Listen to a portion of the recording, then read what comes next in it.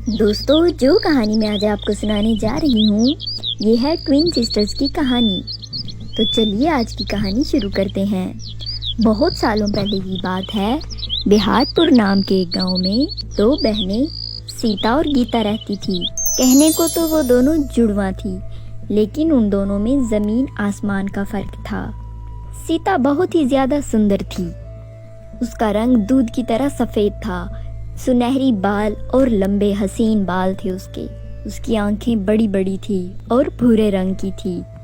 वह बहुत ही ज्यादा सुंदर थी और सीता को अपनी सुंदरता पर बहुत घमंड था। वहीं दूसरी तरफ गीता, जिसका रंग बहुत काला था और चेहरे पर थोड़े थोड़े निशान भी थे, जिसकी वजह से उसको लोगों की बहुत बातें सुननी पड़ती थी। एक दिन सीता और गीता बाजार से सामान खरीदने जा रही थी।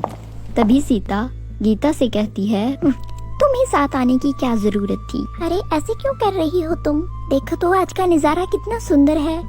काली कलूटी, तुम्हें क्या पता इस नजारे का? और वैसे भी तुम्हारे होते हुए ये सारा नजारा फीका पड़ रहा है। और काली कलूटी, तुम मेरे पीछे चलो।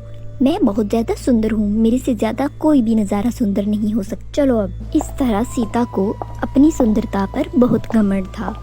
उसको अपने सामने कोई भी चीज सुंदर नहीं दिखती थी। कुछ देर बाद सीता और गीता सब्जी की दुकान पर पहुंच जाती हैं। वहां खड़ी औरतें सीता गीता को देखकर बातें करने लगती हैं। अरे देखो सीता बहन, इन दोनों में कितना फर्क है। एक पूर्णिमा की रात है और दूसरी अमावस की रात। ऐसा लगता है जैसे हंस के साथ कौवा चल रहा है। अरे सीता बहन, ये कहाँ से आ गई हैं दोनों? इस काली कलूटी की तो पता नहीं शादी भी कैसे होगी। और अगर कोई शादी करके ले भी गया तो उस बेचारे के घर में तो अंधेरा ही हो जाएगा। और वही दूसरी तरफ अगर इस खूबसूरत लड़की को कोई अपने घर ब्याह कर ले जाएगा तो उसके घर में तो रोशनी ही रोशनी हो जाएगी इसकी खूबसूरती की वजह से। क्या कहती हो बहन? सही कह रही हूँ ना मैं? ऐसा कहकर वहाँ की औरतें बेचारी गीता का बहुत मजाक उड़ाती हैं। तभी रोते हुए गीता वहाँ से घर आ जाती है और उसके पीछे सपना भी घर आ जाती है और अपनी मम्मी से कहती है, मम्मी मम्मी, मैं अब इस काली कलूटी के साथ बाहर नहीं जाऊंगी। हमें देखकर सब लोग कहते हैं इन दोनों में कितना जमीन आसमान का फर्क है। और कहते भी तो सही है मम्मी। मुझे देखो, मैं दूध की तरह सफेद और ये कहाँ कोयले की तरह काली। मैं अब इसके साथ बाहर नहीं जाऊंगी मम्मी, मेरी बहुत इंसल्ट होती है। सपना, तुम्हारी इंसल्ट कहाँ हो रही है? तुम्हारी तो सब औरतें वहाँ समतना कर रही थी, तुम्हारी सुंदरता में चार चांद लगा रही थी। ये सब तो मुझे बुरा भला कह रही थी, मुझे काली कलूटी कह रही थी। इंसल्ट तो वहाँ मेरी हुई है। और सीता, तुम जानती हो, जब वह औरतें मेरी रंग रूप का मजाक उड़ा रही थी तो मुझे कितना बुरा लग रहा था। ऐसा लग रहा था क्या मेरा कोई भी अस्त्र नहीं है? क्या सुंदरता ही सब कुछ होती है? नहीं सीता, तुम गलत कह रही हो। इंसान की सुंदरता उसके चेहरे से नहीं होती, उसके दिल से होती है बेटा। और मैं जानती हूँ मेरी बेटी गीता का दिल बहुत सुंदर है। वह हमेशा अपने से पहले दूसरों का सोचती है, अपने से ज्यादा दूसरों की मदद करती है। अरे तुम दोनों से बात करने में मैं तो भूल ही गई। आज शाम को हम लोगों को पार्टी में जाना है, समय पर तैयार हो जाना तुम दोनों। ऐसा कहकर शिवानी वहाँ से चली जाती है और शाम होने के बाद सीता और गीता तैयार हो रही थी। तभी सीता गीता को हंसते हुए कहती है, अरे काली कलूटी, तू एक बार खुद को आईने में तो देख तो कितनी बदसूरत लग रही है। कि देख, ये ड्रेस मेरे पे कितना सुंदर लग रहा है। मैंने तो इस ड्रेस की सुंदरता ही बढ़ा दी और तूने अपने ड्रेस की सुंदरता खराब कर दी है। सुन काली कलूटी, मैं तुझे एक फ्री में एडवाइस देना चाहती हूँ। अगर तू चाहती है ना कि तेरा कोई पार्टी में मजाक ना उड़ाए और मेरी और माँ की इंसल्ट ना हो, तो तू एक काम कर, तू पार्टी में जाना छोड़ दे। तुझ जैसे बदसूरत लोगों के लिए पार्टियाँ नहीं होती, पार्टियाँ तो हम जैसे सुंदर लोगों के लिए होती है। सीता, तुम ठीक कह रही हो। पार्टी में मेरे जाने से माँ की और तुम्हारी बहुत इंसल्ट होगी। मैं नहीं जाती पार्टी में, लेकिन थोड़ी देर के लिए मैं घर से बाहर जा रही हूँ। तुम माँ से कह देना कि मैं अपनी दोस्त के यहाँ गई हूँ। गीता के इतना कहते ही सीता बहुत खुश हो जाती है कि अच्छा है, गीता उनके साथ पार्टी में नहीं जा रही। वहीं दूसरी तरफ गीता जंगल में एक तरफ बैठकर बहुत रोती है। मेरा रंग काला है, मैं दिखने में सुंदर नहीं हूँ, तो इसमें मेरी क्या गलती है? क्या बदसूरत लोगों को जीने का कोई हक नहीं होता? लोगों को क्या मिलता है उनको वैसे तंग करके? सब मुझे ऐसे ही कहते हैं, सब कहते हैं मैं काली कलूटी हूँ, मुझे बुरा भला कहते हैं। क्या मुझे जीने का कोई हक नहीं है? क्या वो अपनी जिंदगी में कभी भी खुश नहीं रह सकते? ऐसा क्यों होता है? ऐसा कहकर गीता बहुत रो रही थी। तभी वहाँ एक बूढ़ी औरत आती है। वह कहती है, लगता है बेटा तुम बहुत उदास हो, इसलिए यहाँ बैठी रो रही हो। मेरी बात सुनो, तुम इस जंगल में सीधी चलती चली जाना। वहाँ तुम्हें जंगल के एंड पे एक जादुई आईना मिलेगा। वो जादुई आईना तुम बस एक बार देख लेना, उसके बाद तुम सोच भी नहीं सकती कि क्या होगा। जाओ मेरी बेटी, वो आईना एक बार देख लो और अपना मन शांत कर लो। उस बूढ़ी औरत की बात मानकर गीता जंगल में चलने लगती है। कुछ देर चलने के बाद वो देखती है कि एक खरगोश एक बहुत बड़े पत्थर के नीचे दबा होता है। तभी वो कहती है, अरे प्यारे खरगोश, इस पत्थर की वजह से तुम्हें बहुत परेशानी हो रही होगी। चलो ठीक है, मैं तुम्हारी मदद करती हूँ। ऐसा कहकर गीता वह पत्थर खरगोश के ऊपर से हटा देती है। तभी खरगोश गीता से कहता है, तुम बहुत अच्छी हो, तुमने मेरी मदद की, अब तुम आगे चलती जाओ। खरगोश की बात सुनकर गीता आगे बढ़ती है।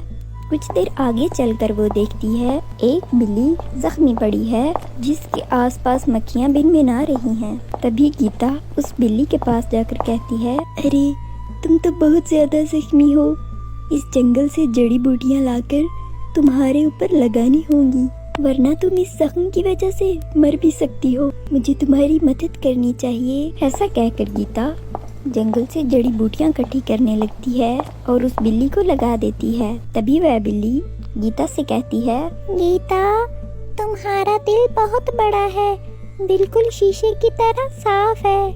तुमने मुझे जख्मी देखा और मेरी मदद की, तुम आगे चलती जाओ गीता।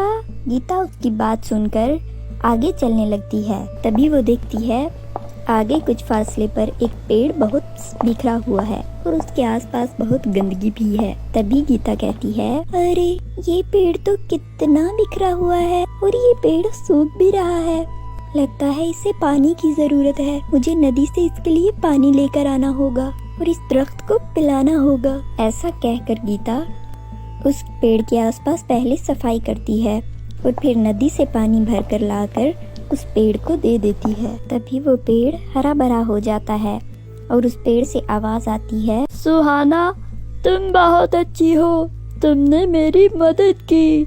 मैं बहुत दिनों से प्यासा था, तुमने मुझे पानी दिया। अब बस तुम थोड़ा सा और आगे जाओ, वहाँ तुम्हें एक जादुई आईना मिलेगा। बस तुम एक बार उस जादुई आईने को देखना और फिर देखो क्या होता है।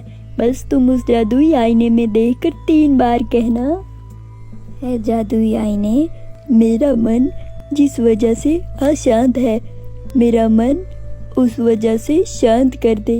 उस पेड़ की बात मानकर गीता थोड़ा और आगे चलती है। तभी उसको एक बहुत बड़ा जादुई आईना नजर आता है और उस जादुई आईने के पास जाकर गीता कहती है, हे जादुई आईने, मुझे अपने अंदर बुला और जिस वजह से मेरा मन अशांत है, मुझे वो चीज देकर मेरा मन शांत कर दे। गीता इस तरह जादुई आईने से 3 बार यही बात कहती है और उस जादुई आईने के अंदर चली जाती है। वह जब उस जादुई आईने से बाहर आती है तो उसको खुद पर यकीन ही नहीं आ रहा होता। गीता इतनी सुंदर लग रही थी जैसे कोई आसमान से परी उतरी हो। तभी गीता जादुई आईने को धन्यवाद कहती है और खुशी खुशी उस पार्टी में चली जाती है जहाँ सीता और उसकी माँ गई थी। गीता की सुंदरता देखकर सब हैरान रह जाते हैं। अरे तुम तो इतनी ज्यादा बदसूरत थी, फिर तुमने ऐसा क्या किया कि तुम इतनी ज्यादा सुंदर हो गई? सीता के पूछने पर गीता उसको सारी बात बता देती है कि ये सुंदरता उसे जादुई आईने से मिली है। अच्छा, तो ये काली कालूटी उस जादुई आईने की वजह से इतनी ज्यादा सुंदर हो सकती है, तो मैं तो पहले ही इतनी ज्यादा सुंदर हूँ, मैं और ज्यादा सुंदर हो जाऊंगी। मुझे तुरंत उस जादुई आईने के पास जाना होगा और उस जादुई आईने के पास जाकर दुनिया की सबसे सुंदर लड़की बनना होगा। ऐसा कहकर सीता भी उसी जंगल में चली जाती है और वहाँ ही बैठकर झूठ मूठ का रोने लगती है। तभी वहाँ वो बूढ़ी अम्मा आती है और कहती है, बेटा तुम क्यों उस जंगल में जाना चाहती हो? तुम में तो कोई भी कमी नहीं है, तुम तो बहुत ही ज्यादा सुंदर हो। नहीं, गीता की बच्ची मेरे से ज्यादा सुंदर नहीं हो सकती, वो मुझसे ज्यादा सुंदर नहीं हो सकती। आपने उसको भी तो जादुई आईने के पास भेजा था, आप मुझे क्यों नहीं जाने दे रही?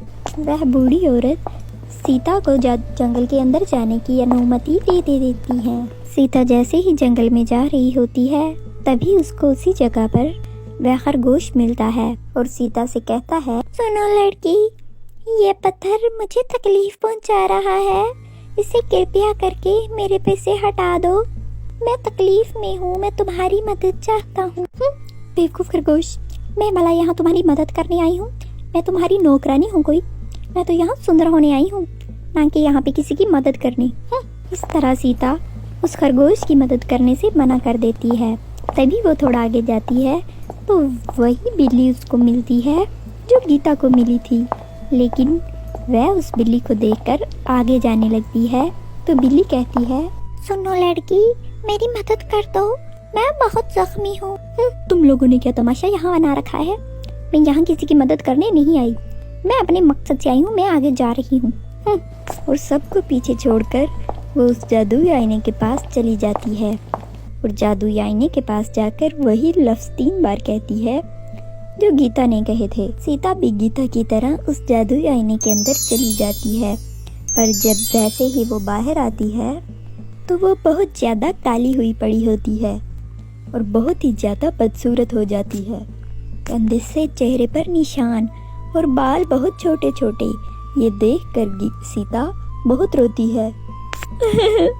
अरे जादुई आईने, ये तुमने मेरे साथ क्या किया? मैं तो तुम्हारे पास इतना सुंदर बनने आई थी, तुमने मेरी काली कलूटी बहन को इतना सुंदर बना दिया और मैं इतनी ज्यादा सुंदर थी और तुमने मुझको कैसा बना दिया? तुमने मेरे साथ क्यों ऐसा किया? जादुई आईने, तुम तो बहुत धोखेबाज हो। गीता, ये जादुई आईना सिर्फ उन्हीं लोगों की मदद करता है जिनका दिल शीशे की तरह साफ हो और दूसरों की मदद करता हो। तुम दूसरों की मदद नहीं करती हो सीता, तुम्हारा दिल साफ नहीं है। तुम्हारी बहन का दिल साफ है, वो दूसरों की बहुत मदद करती है। तुमने जंगल में भी किसी की मदद नहीं की, तुम तो बस सुंदर बनने यहाँ आ गई थी, इसीलिए तुम्हारे साथ ये हुआ है। ये सब कुछ तुम्हारे घमंड और लालच की वजह से हुआ है। अब तुम ऐसी ही बदसूरत रहोगी। तुम्हें तुम्हारे लालच और घमंड की सजा मिली है। ये सीता को जादुई आईने की ये बातें सुनकर बहुत दुख होता है और वो बहुत रोती है। तभी वह घर नहीं जाती। वहाँ ही दूसरी तरफ गीता अपनी माँ के साथ हंसी खुशी जिंदगी गुजारने लगती है। तो प्यारे दोस्तों, आपको हमारी कहानी कैसी लगी हमें लाइक और कमेंट्स करके ज़रूर बताइएगा। और आपने अगर हमारे चैनल को सब्सक्राइब नहीं किया तो प्लीज़ हमारे चैनल को सब्सक्राइब कर दीजिए। मिलते हैं नेक्स्ट कहानी में, तब तक आप अपना ख्याल रखिए। बाय बाय दोस्तों।